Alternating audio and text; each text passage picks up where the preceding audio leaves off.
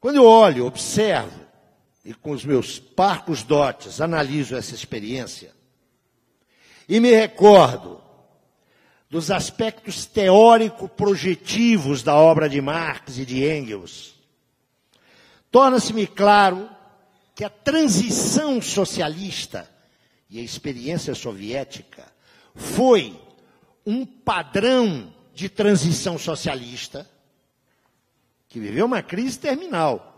Mas atenção, não foi o socialismo que viveu uma crise terminal. Foi um certo padrão de transição socialista que se esgotou, se exauriu. Pois bem, na minha ótica, quando nós observamos esse processo, nós podemos extrair uma lição central.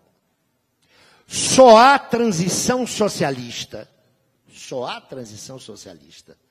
quando se operam dois processos articulados.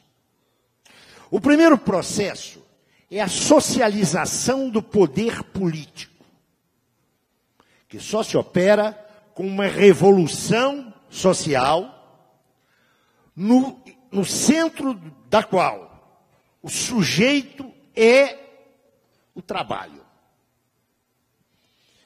Eu quero insistir em que se trata de uma socialização do poder político, não de uma socialização da política. A ordem do capital permite um nível bastante acentuado de socialização da política. Todos podem participar. Numa sociedade capitalista liberal-democrática, todos podem participar dos processos políticos. Só não podem participar dos processos políticos decisivos. A Revolução Socialista supõe a socialização do poder político. Então, isso implica conselhos, o soviete, implica partidos vinculados ao trabalho. Teoricamente, o monopartidarismo não é uma exigência socialista. Atenção, não é uma exigência socialista. É perfeitamente possível socialismo revolucionário, radical, com pluralidade de sujeitos políticos. Mas a socialização do poder político tem que estar suportada na socialização do poder econômico. Ou seja, só há socialização do poder político efetiva e duradoura se há socialização da economia.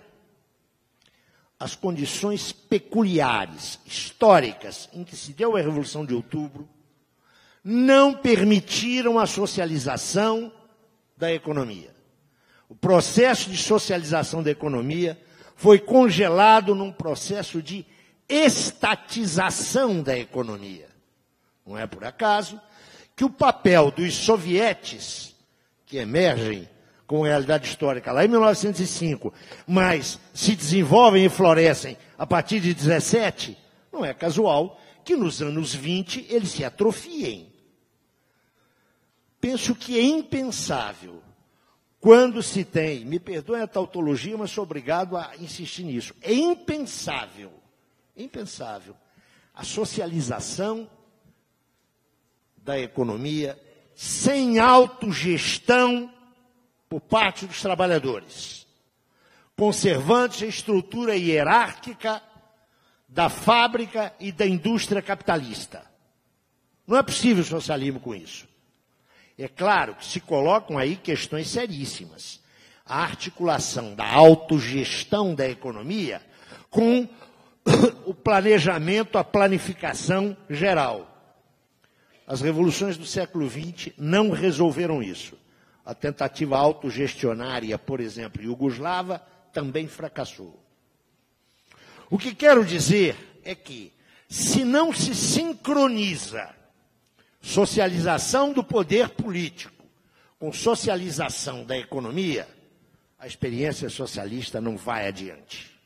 O que se passou na União Soviética foi claramente o congelamento,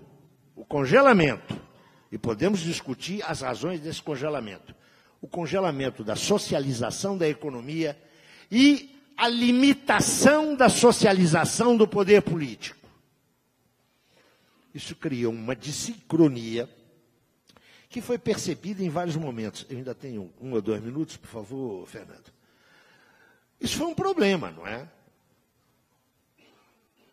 E por volta de 1955, 56, ficou claro que o padrão de crescimento soviético, ainda na década de 50, estava apresentando problemas.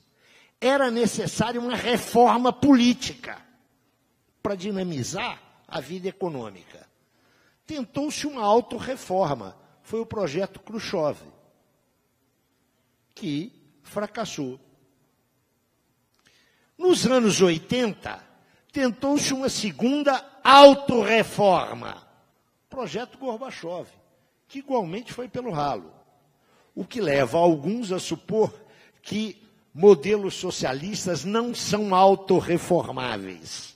Eu penso que isso é um ponto de polêmica muito importante, né? Sobretudo se nós levamos em conta as experiências que se fazem contemporaneamente em nome do socialismo, né? Existem algumas, contam-se nos dedos de uma só mão, mas elas existem.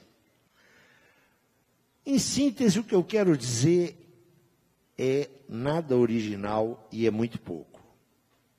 Sem socialização do poder político, não há socialismo viável.